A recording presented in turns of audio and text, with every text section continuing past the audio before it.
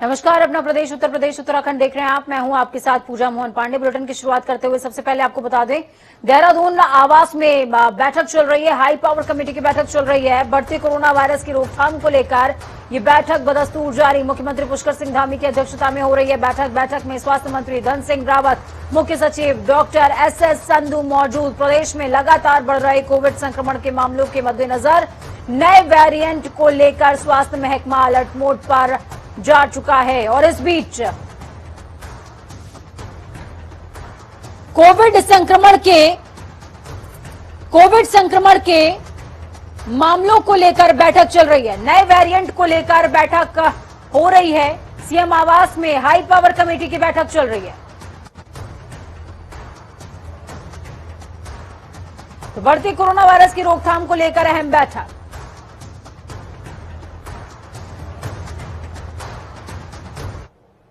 उत्तराखंड में चारधाम देवस्थानम बोर्ड पर रार बदस्तूर जारी और अब खबर आ रही है कि धामी सरकार जल्द ही कोई बड़ा फैसला ले सकती है। चारधाम देवस्थानम प्रबंधन बोर्ड को लेकर गठित हाई पावर कमेटी ने मुख्यमंत्री को रिपोर्ट सौंप दी है। कमेटी के अध्यक्ष मनोहर कांत उद्यानी ने सीएम पुष्कर सिंह धामी को अपनी फाइनल रिपोर्ट सौंपी है।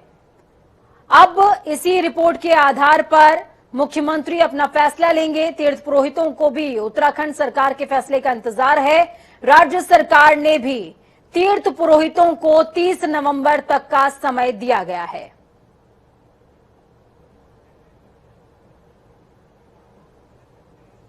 मुख्यमंत्री पुष्कर सिंह धामी 4 दिसंबर को प्रधानमंत्री नरेंद्र मोदी की प्रस्तावित रैली की तैयारियों का जायजा लेने परेड ग्राउंड पहुंचे हैं। इस दौरान मुख्यमंत्री ने जिला प्रशासन को समय से सभी व्यवस्थाओं को पूरा करने के निर्देश दिए।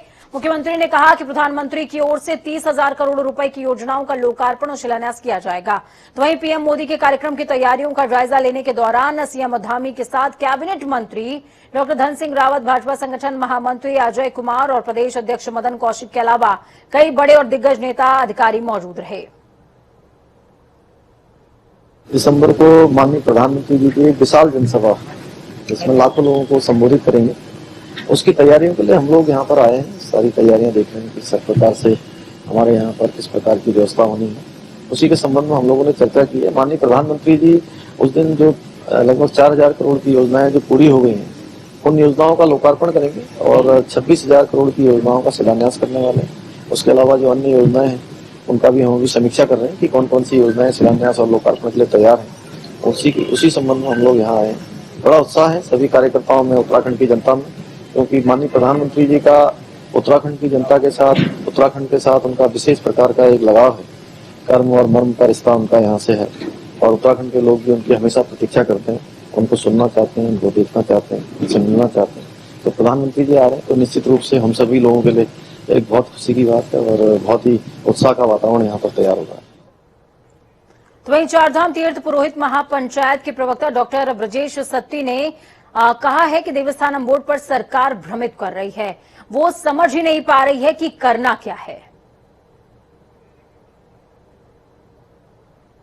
राज्य सरकार देवस्थानम एक्ट को लेकर अभी तक भी अपनी स्थिति स्पष्ट नहीं कर पा रही है कि आखिर उसे क्या स्टैंड लेना है। तीर्थ पुरोहितों की एक सूत्री मांग है कि जो देवस्थानम प्रबंधन विधेयक है उसको राज्य सरकार वापस ले ले, लेकिन राज्य सरकार कमेटी पे कमेटी और तारीख पे तारीख दे रही है, जिसको लेकर तीर्थ पुरोहितों में नाराजगी है और असंतोष है। राज्य सरकार ने हाई पावर कमेटी जब बनाई थी तो उसके बाद अब एक और उप समिति मंत्रिमंडल की बना दी है। तो इसको लेकर हमें लगता है कि राज्य सरकार कहीं ना कहीं भ्रमित है और वो अपना स्टैंड नहीं ले पा रही है कि उसे देवस्थानम एक्ट को वापस लेना है या इसे बनाए रखना है। उत्तराखंड में कोरोना संक्रमण फिर से बढ़ने लगा है। प्रदेश में बीते 24 घंटे में 36 नए मामले संक्रमितों के सामने आए, लेकिन राहत की बात यह है कि प्रदेश में एक भी मरीज की मौत नहीं हुई, जबकि 10 मरीजों को ठीक होने के बाद घर भी भेजा गया। आज सक्रिय मरीजों की संख्या बढ़कर 176 पहुंच गई है। स्वास्थ्य विभाग की ओर से जारी बुलेटिन के अनुसार बीते दिन 5,336 सैंपलों की जांच रिपोर्ट नेगेटिव आई। 7 जिले बागेश्वर, चमोली, चंपावत, पिथौरागढ़, रुद्रप्रयाग, टिहरी और उत्तरकाशी में एक भी संक्रमित मरीज नहीं मिला। तो वहीं पौड़ी में सबसे ज्यादा 19 केसेस मिले हैं। मैं अपने प्रदेश वासियों से करवत मेरा अनुरोध भी है और अपील भी है कि अभी कोरोना गया नहीं है। कोरोना कहीं ना कहीं आसपास हमारे है और हमको खुद भी बचना है, लोगों को भी बचाना है। तो कोविड अप्रोप्रिएट बिहेवियर, जिसमें कि हम मास्क को ढंग से पहने, ये नहीं कि आपका नाक खुली है और मुंह पे रहता है, मुंह नाक खुला है, तो वो नहीं होना चाहिए। ढंग से पहने और अपने एक फिजिकल डिस्टेंसिंग मेंटेन करे 2 गज की, और साथ में जो अपने हाथों को साफ बार बार धोते रहे। ये मेरी सभी से अनुरोध है कि शायद हम खुद बच पाएं और लोगों को भी बचा पाएं। राजधानी लखनऊ में आज चिड़ियाघर का शताब्दी समारोह मनाया गया। इस समारोह में मुख्यमंत्री योगी आदित्यनाथ ने स्तंभ का अनावरण किया। इसके साथ ही सीएम ने डाक टिकट भी जारी किया। मुख्यमंत्री के साथ वन मंत्री दारा सिंह चौहान समेत कई बड़े नेता मौजूद रहे हैं। इस दौरान सीएम ने वन्य जीव संरक्षण में महत्वपूर्ण योगदान देने वालों को सम्मानित किया। सीएम ने कार्यक्रम को संबोधित करते हुए प्राणी उद्यान को शुभकामनाएं दी। सीएम ने कहा कि प्रकृति का जो चक्र है उसके मुताबिक जीव जंतु और मनुष्य एक दूसरे के पूरक हैं, एक दूसरे पर निर्भर हैं। मादा तेंदुआ शावक का नाम भवानी। एक साथ एक जगह अलग अलग प्रकृति से और अलग अलग व्यवहार से जुड़े हुए प्राणियों को एक जगह स्थापित करना और न केवल मनोरंजन का बल्कि बच्चों के लिए ज्ञानवर्धन का एक माध्यम भी बनता है। जो प्रकृति का जीवन चक्र है, इसमें केवल मनुष्य ही सब कुछ नहीं है। मनुष्य उसका एक बहुत छोटा पार्ट है और एक दूसरे के प्रति हर जीव और जंतु निर्भर करता है। एक दूसरे पर उसका जीवन टिका हुआ है। मनुष्य अगर केवल अपने अस्तित्व को बचाने के लिए शेष जीव जंतु के अस्तित्व के साथ खिलवाड़ करेगा, तो ये खिलवाड़ एक दिन उसी के लिए भीषण संकट का कारक बनेगा। देखते ही देखते भले विगत 20 माह का समय हम सब के लिए कोरोना महामारी के कारण संकट का रहा हो, लेकिन उस सब के बावजूद वन विभाग ने इस दौरान जो एक लंबी दूरी तय की, मुझे याद है जब इटावा के सफारी में, वहां के लॉयन सफारी में, वहां पर कोरोना की चपेट में कुछ लायन आए थे, तो हम लोग उससे थोड़ा चिंतित हुए थे, लेकिन देखा हमने धीरे धीरे करके उन्होंने रिकवरी की और अंततः वे सभी स्वस्थ हुए। संसद का शीतकालीन सत्र आज से शुरू हो गया है। इसी में केंद्रीय कृषि मंत्री नरेंद्र सिंह तोमर ने लोकसभा में कृषि कानूनों का जो वापसी का बिल था लोकसभा में पेश किया, जो कि पास भी हो गया। अब इसे राज्यसभा में पेश किया जाएगा। हालांकि लोकसभा में जब तोमर बिल पेश कर रहे थे तब विपक्ष चर्चा की मांग पर हंगामा भी कर रहा था। इसके बाद स्पीकर ओम बिरला ने सदन की कार्यवाही को कल तक के लिए स्थगित कर दिया। हालांकि सूत्रों ने बताया कि सरकार कृषि कानूनों पर चर्चा के लिए तैयार नहीं है। विधेयक को पारित किया जाए। अभी अध्यक्ष महोदय, मैं प्रस्ताव करता हूँ विधेयक पारित किया जाए। जाओ, आप जाइए, मैं चर्चा कराता हूँ आपको। आप विधेयक वापस करने की मांग कर रहे थे ना, मैं चर्चा करा दूंगा विधेयक वापस पर, पूर्ण चर्चा कराऊंगा। आप जाइए सीट पे। प्रश्न ये कि विधेयक को पारित किया जाए। जो सदस्य इसके पक्ष में आ गए हैं, जो सदस्य विरोध में ना गए, मेरे विचार में निर्णय हवालों के पक्ष हुआ, प्रस्ताव स्वीकृत हुआ, विधेयक पारित हुआ। सभापति महोदय, प्लीज ये तीनों कृषि सुधार बिल आपकी बात रिकॉर्ड की सरकार किसानों की भलाई के लिए लाई थी, लेकिन हम सब लोगों को इस बात का दुख है कि कई बार प्रयत्न करने के बावजूद भी और जो कांग्रेस पार्टी के लोग अपने घोषणा पत्र में रखने के बाद भी उस पर दोहरा रुख अपनाते रहे। हम आपकी बात ही रिकॉर्ड पे जा रही है, उनको बहुत संक्षेप में माननीय मंत्री जी रखे। इसलिए प्रधानमंत्री जी ने ऐतिहासिक बड़प्पन का परिचय दिया और गुरु नानक देव जी के पावन प्रकाश पर्व पर उन्होंने इनको वापस लेने की घोषणा की। यह प्रधानमंत्री जी की कथनी और करनी की एक रूपता का परिचायक है कि रिपील करने के लिए हम यहाँ आए हुए हैं। सत्ता पक्ष भी तैयार है और अपोजिशन भी मांग करता रहा है, इसलिए इस पर कोई भी विषय आगे बढ़ाने की जरूरत नहीं है, चर्चा की जरूरत नहीं है। मैं समझता हूँ विधेयक को पारित किया जाए। सभापति महोदय का प्रस्ताव विधेयक पारित किया जाए।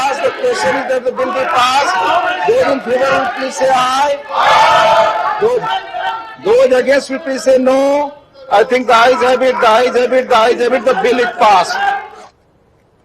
तो कृषि बिल का मुद्दा तो खत्म हो गया, लेकिन मुद्दा अभी भी बाकी है। मुद्दा कौन सा? विपक्ष की ओर से सरकार को घेरा जा रहा है एमएसपी को लेकर। कांग्रेस प्रवक्ता अंशु अवस्थी ने बीजेपी पर निशाना साधते हुए कहा, बीजेपी केंद्र सरकार का कृषि विरोधी चेहरा उजागर हुआ। कांग्रेस और किसानों की मांग है कि किसानों के लिए एमएसपी का कानून लाया जाए। किसान के विरोध में भारतीय जनता पार्टी ने कोई भी काम करने में कसर नहीं छोड़ी और कृषि कानूनों को जो वापस लेने की बात हो रही है वो कृषि कानून नहीं थे, वो किसान विरोधी काले कानून थे जो अडानी और अंबानी के लिए बनाए गए थे। कांग्रेस पार्टी और किसान अभी भी मांग कर रहे हैं कि कृषि के लिए और किसानों के लिए यदि कानून बनाने हैं तो एमएसपी को कानून में लाइए। भारतीय जनता पार्टी की केंद्र सरकार का किसान विरोधी चेहरा जग जाहिर हो चुका है। कितने भी प्रयास कर ले भाजपा, देश का अन्नदाता भाजपा पर भरोसा करने वाला नहीं है। एमएसपी पर कानून बनाना होगा। देश का जो अन्नदाता है उसका जो कर्ज है उसको माफ करना होगा। संसद सत्र के पहले ही दिन लोकसभा और राज्यसभा में सरकार ने 3 कृषि कानून बिल वापस ले लिए। हालांकि विपक्ष ने आज लोकसभा और राज्यसभा में एमएसपी पर गारंटी कानून और किसानों की अन्य मांगों को लेकर हंगामा किया, तो वहीं दूसरी ओर गाजीपुर यूपी गेट पर धरना दे रहे किसानों के चेहरे पर अभी भी मायूसी नजर आती है और एमएसपी पर गारंटी कानून को लेकर अभी भी धरना बना हुआ है। तो वहीं 3 कृषि कानूनों की वापसी के बाद हमारे संवाददाता ने भारतीय किसान यूनियन के प्रदेश अध्यक्ष राजवीर जादौन से खास बातचीत की है। देखिए।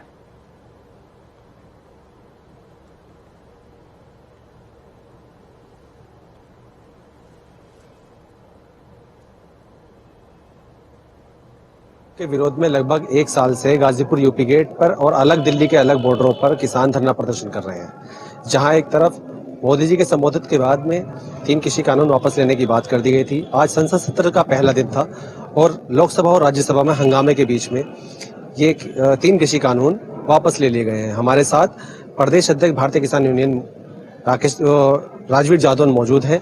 आइए जानते हैं उनसे आगे की रणनीति क्या रहेगी सरकार को लेकर या आंदोलन को लेकर। देखिए, जो घटनाक्रम हुआ है सदन में अच्छा है, ठीक बात है। जो 3 बिल आए थे वो सदन के माध्यम से आए थे, सदन में ही वापस होना चाहिए थे। लेकिन इन बिलों के साथ साथ जो एक बहुत बड़ा मुद्दा था जो पूरे देश को प्रभावित करता है, एमएसपी पे गारंटी कानून, इस पर भी सरकार को सदन में जाकर के और अपनी बात रखना चाहिए, वहां घोषणा करना चाहिए कि हम कानून बनाने के लिए तैयार हैं। इसके बाद अगर कोई समिति आती है तो उस पर किसान भी हो जाए और सरकार के लोग भी आ जाए, क्या दिक्कत है? अच्छा, बार बार ये कहा जा रहा है कि 3 कृषि कानून वापस हो गए हैं, इन्हीं मुद्दे को लेकर आप बैठे हुए थे, जबकि एमएसपी को लेकर शुरू से ही आप मांग कर रहे हैं। तो ऐसे में सरकार धरातल पर क्या कर रही है? देखो, सरकार इस समय हथकंडे अपना रही है। सरकार की नीयत साफ नहीं है, क्योंकि एक बार आप लोगों को भी याद है, आप सबने चलाया था। सरकार ने कहा था हमने किसानों की 2 मांगे मान ली हैं, 2 रह गई हैं। वो मांगे मानने वाली बात उन्होंने कही थी कि एनजीटी वाली बात हमने मांग मान ली है और बिजली सुधार कानून जो 2020 था उसको हमने स्वीकार कर मान लिया कि नहीं लाएंगे। अब इनकी एमएसपी और 3 कानून वाली बात रह गई। तो ये सरकार भी मान चुकी है और डे 1 से आप अपना पूरा रिकॉर्ड उठा के देखें, सरकार अपना रिकॉर्ड उठा के देखे, जितने भी बार विवादता हुई उसमें एमएसपी और 3 कानून की वापसी की बात हुई है। तो सरकार इसको शॉर्ट लिस्ट करने का प्रयास न करे, देश को गलत संदेश देने का काम न करे। जितना महत्वपूर्ण 3 कानूनों की वापसी थी उतने से ज्यादा महत्वपूर्ण एमएसपी पे गारंटी की बात है। सरकार उसको उस पर आना चाहिए। अच्छा, मैं जनता जानना चाहती है एमएसपी पर किसानों को क्या नुकसान होता है और जनता को क्या प्रभावित होगी इसमें? बिल्कुल, ये 2 चीजें मैं बता दूं। पहले तो सरकार का पक्ष बता दूं। 2011 में माननीय मोदी जी जब मुख्यमंत्री हुआ करते थे, ये एमएसपी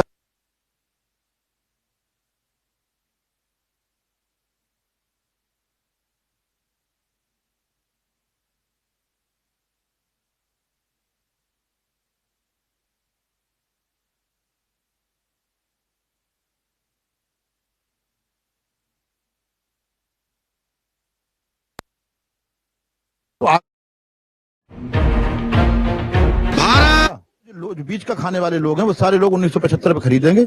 उपभोक्ता तो 25 रुपए पे खरीद ही रहा है, उसको सस्ते में नहीं मिल रहा, तो उपभोक्ता पे लोड नहीं पड़ेगा। ये जाकर के उन दलालों का नुकसान होगा जो सरकार ने पाल रखे हैं। इसलिए एमएसपी से पीछे हटना चाहती है। हम लोगों की मांग ये है कि एमएसपी पे कानून बनाए, मुकदमे वापस हो, शहीदों को सम्मान का दर्जा मिले। ये हम लोग चाहते हैं, और इसके बाद अगर सरकार इस पे आ जाती है तो हम लोग आंदोलन वापस ले लेंगे।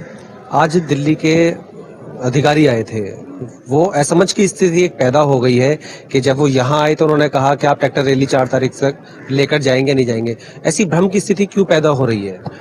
अधिकारी हैं, शासन प्रशासन है, सूचनाओं पे काम करता है। किसी ने सूचना दी होगी कि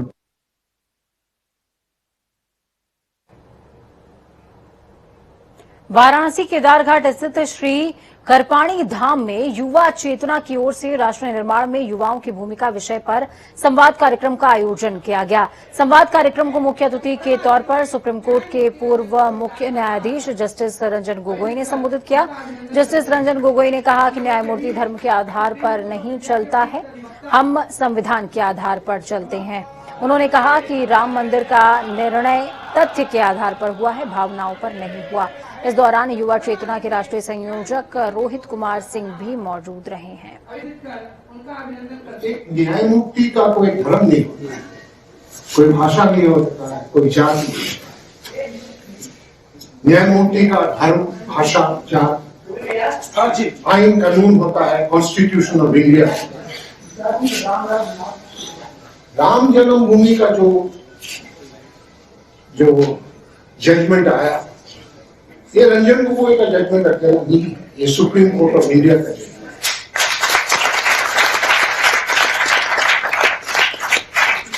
5 जजों ने बैठ के 3-4 महीना हियरिंग करने के बाद 900 पन्ना 900 पेजेस का ये जजमेंट लिखा।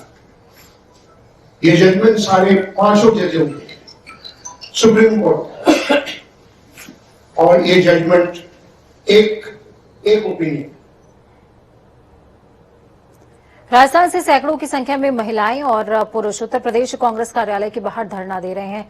ये विभिन्न राजस्थान के विभागों के अभ्यर्थी हैं जो कि अपनी मांगों को लेकर कांग्रेस कार्यालय के गेट पर बैठे हुए हैं। पिछले 3 दिनों से उत्तर प्रदेश कांग्रेस कार्यालय के बाहर धरना दे रहे हैं। अभ्यर्थी लगातार कांग्रेस के बड़े नेताओं से आवाज उठाने की मांग कर रहे हैं। उनको राहुल गांधी और प्रियंका गांधी से मिलाया जाए, ये उनकी मांग है। अभ्यर्थी अपनी मांगों को लेकर कांग्रेस प्रतिनिधि से मिलना चाहते हैं। प्रदर्शनकारियों की तमाम ऐसी मांगे हैं जिन्हें लेकर वो राजस्थान सरकार पर तमाम तरह के आरोप भी लगा रहे हैं। सच्चाई पूरी है। 27 तारीख को रात को हम वहाँ न रजाई था न गद्दा था, इको गार्डन में सोए हुए थे, और आप फेसबुक पे जो उपेन्द्र यादव सर्च करके देख लो, वहाँ लाइव भी किया गया। तो वो हमारे राजस्थान के बेरोजगारों की है। यहाँ के नेता उसका दुरुपयोग कर रहे हैं क्योंकि ये वो उसको छुपाने की कोशिश कर रहे हैं। हम संघर्ष कर रहे हैं और यहाँ से हमारी लाशें जाएंगी, हमारी मांगे नहीं मानेगी, प्रियंका गांधी से मुलाकात नहीं करवाएगी तो हम जाने वाले नहीं। क्या कुछ मांगे? तमाम लंबित भर्तियां हैं, 21 सूत्रीय मांगों को लेकर हमारा संघर्ष जारी है। प्रयागराज में भीषण सड़क हादसे में 5 लोगों की मौत की सूचना है। इनमें 4 लोग एक ही परिवार के बताए जाते हैं। हादसा नवाबगंज थाना क्षेत्र में श्रृंगवेरपुर स्थित राष्ट्रीय राजमार्ग के करीब हुआ। बताते हैं कि एक ही बाइक पर सवार होकर 5 लोग बारात में शामिल होकर वापस लौट रहे थे। इस दौरान यह हादसा पेश आया। नवाबगंज के बुदौना गांव निवासी रामसरन पाल 60 वर्षीय, जिनकी उम्र 60 साल थी, उनके बेटे लल्लू पाल, समय पाल सहित तमाम लोग जिनकी मौत हो गई।